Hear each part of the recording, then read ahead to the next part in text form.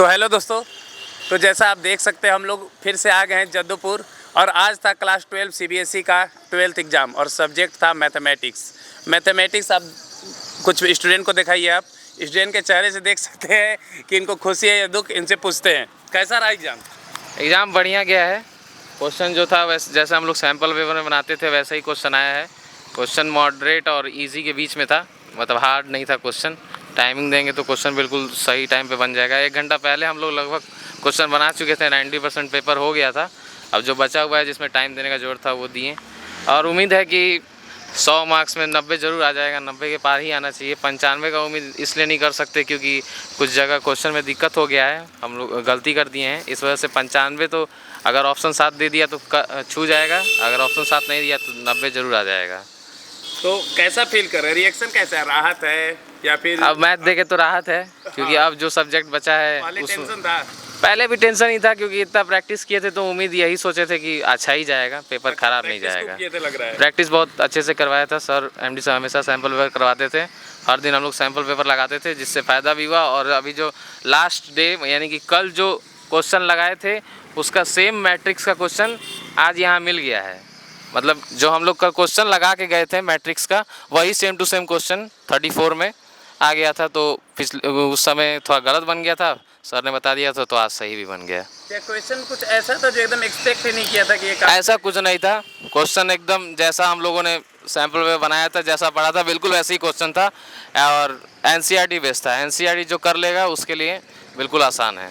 सारा sample paper? हाँ, सब सैम्पल पेपर एनसीईआरटी से ही मिला हुआ था और क्वेश्चन हार्ड नहीं था, क्वेश्चन बिल्कुल सही था। कौन सा सेक्शन आपको आसान लगा? Algebra, calculus, trigonometry? जैसे सेक्शन डी था तो जो 5 मार्क्स के होते हैं उसमें सबका सब बन गया था एक बार में ही। और सेक्शन बी में भी, सेक्शन ए जो ऑप्शन था उसमें 2-3 ऑप्शन में थोड़ा दिक्कत हुआ। और सेक्शन सी जो है उसमें जो इंटीग्रेशन दिया हुआ था उसमें दिक्कत हो गया है थोड़ा सा, एक क्वेश्चन में 1-2 क्वेश्चन में दिक्कत हो गया है। और जो सेक्शन ई था हम लोग का जिसमें केस बेस्ड स्टडी क्वेश्चन देता है वो तो आसान था, वो हम लोगों ने बना लिया। उस टाइप का ही हमेशा क्वेश्चन आता है, प्रोबेबिलिटी का, फंक्शन का, इसी टाइप का क्वेश्चन आता है। ज़्यादा वेटेज आपको किसका लगा? Calculus, probability? ज़्यादा वेटेज कहें तो कैलकुलस का ही ज़्यादा वेटेज था क्योंकि हम लोग जब पैटर्न देखे थे तो उसमें भी दिखाया गया था कैलकुलस के ज़्यादा क्वेश्चन आते हैं। अच्छा, तो कोई ऐसा सवाल है जिसको देख कर चेहरे पे मुस्कान आ गई? हाँ, क्योंकि वही बोल रहे हैं ना, मैट्रिक्स का सेम टू सेम क्वेश्चन मिल गया था। अच्छा। और पिछले बार थोड़ा गलत बन गया था। और सैंपल पेपर सॉल्व करने का आपको मिला? हाँ, सैम्पल पेपर सॉल्व करने का बिल्कुल फ़ायदा मिला है। चलिए, तो ये 4 एग्जाम आज के कंप्लीट हो गए। कितने कंप्लीट हो गए? अब 3 एग्जाम कंप्लीट हो गए, अब 11 को है और मैथ। अब तीनों में आपको कौन सा लगा ज़्यादा टफ या ज़्यादा इजी? ज़्यादा टफ तो फिजिक्स ही था क्योंकि फिजिक्स में एडवांस का क्वेश्चन पूछ दिया था उन लोगों ने। उसके बाद जो देंगे वो मैथ को, क्योंकि थोड़ा फंस गए थे इसमें। और सबसे आसान तो केमिस्ट्री था, केमिस्ट्री में तो दिक्कत ही नहीं हुआ बिल्कुल भी। लेकिन ये है कि दोनों में अच्छे मार्क्स आएंगे, केमिस्ट्री और मैथ में। फिजिक्स में थोड़ा ग्राफ गिर जाएगा क्योंकि क्वेश्चन का लेवल काफ़ी हाई था। तो आने वाले जो बच्चे देने वाले फ्यूचर में एग्जाम, उनको क्या सलाह देना चाहेंगे जो आपने गलती की या फिर जो हाँ, क्या बताना चाहेंगे? जैसे हम लोगों को पहला अपना स्पीड पे बिल्कुल मेंटेन करके रखना है, यानी कि अपने स्पीड को बनाए रखना है।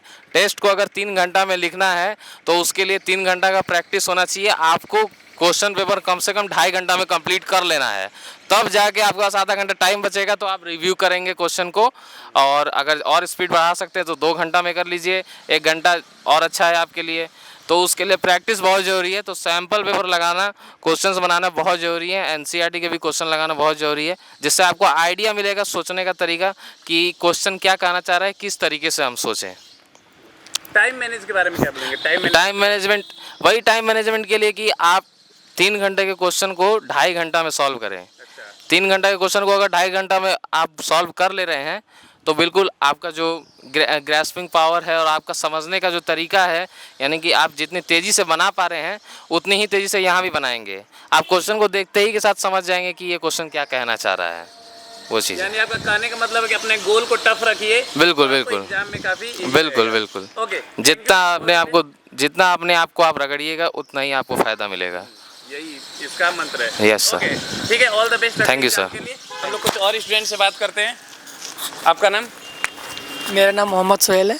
कैसा चेहरे पे मुस्कान बता रही, एग्जाम अच्छा गया है? एग्ज़ाम बहुत अच्छा गया है। कुछ बताइए एक्सपीरियंस के बारे में। यही कि एग्ज़ाम का क्वेश्चन जो था वो मॉडरेट लेवल का था, और स्पेशली अगर जो लड़का खूब बढ़िया से एनसीईआरटी 2 से 3 बार बनाया हो वो पूरा बना सकता है, पेपर 80 कर सकता है। और जो सैम्पल पेपर लगाया होगा लड़का वो भी कर सकता है, क्योंकि जो सारा सैम्पल पेपर में क्वेश्चन आया था एक क्वेश्चन एनसीईआरटी का होता ही है, स्पेशली सिर्फ मैथ के लिए क्लास 12 में। तो हम लोग भी लगाए थे, कुछ क्वेश्चन मैच भी किया था और पेपर अच्छा गया। मतलब जो फ्यूचर में स्टूडेंट देने वाले हैं उनके लिए सैंपल पेपर मोस्ट इम्पोर्टेंट है। हाँ, आप ये करना साथ चाहते साथ हैं? एनसीईआरटी भी। और ज़्यादा से ज़्यादा प्रैक्टिस। बिल्कुल। और बताइए क्या कुछ है टफ लगा, कौन सा सबसे हाँ, ज़्यादा टफ लगा? एक आध क्वेश्चन या फिर नहीं, कैलकुलस में ये क्वेश्चन में इंटीग्रेशन में फंस गए थे, लेकिन एट द एंड वो भी बन गया आंसर थोड़ा आ सा। गया उसका? हाँ, बन गया था। कितना एक्सपेक्ट कर रहे हैं? यही कि 90+। 90+ आ जाएगा। हाँ। चलिए और बताइए, अगर आपको एक शब्द में डिफाइन करना पड़े इस एग्ज़ाम को, ये कैसा था?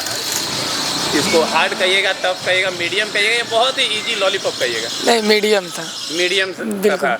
टीचर कैसे थे? टीचर हेल्प कर रहे थे या बहुत ही ज़्यादा स्ट्रिक्ट थे अंदर? स्टार्टिंग में स्ट्रिक्ट थे, बाद में जाके नॉर्मल हो गए थे। बोले थे कि आवाज़ नहीं होना चाहिए, लेकिन आप लोग बात कर सकते हैं। हाँ, बोल रहे थे चीटिंग तो नहीं ना हो रहा है? ना, सेंटर में? चीटिंग नहीं हो रहा था। चीटिंग नहीं हो रहा है, जो बच्चे लिख रहे हैं ये है कि आपस में बात कर सकते हैं। बिल्कुल। यही। हाँ, थोड़ा सा। चलिए, तो ये तीसरा एग्जाम था आपका? जी, फिजिक्स, बिल्कुल। Chemistry, math. फिजिक्स, केमिस्ट्री और मैथ। यही कि मैथ मॉडरेट था, मतलब आसान था। केमिस्ट्री भी आसान था, थोड़ा सा फिजिक्स टॉप था।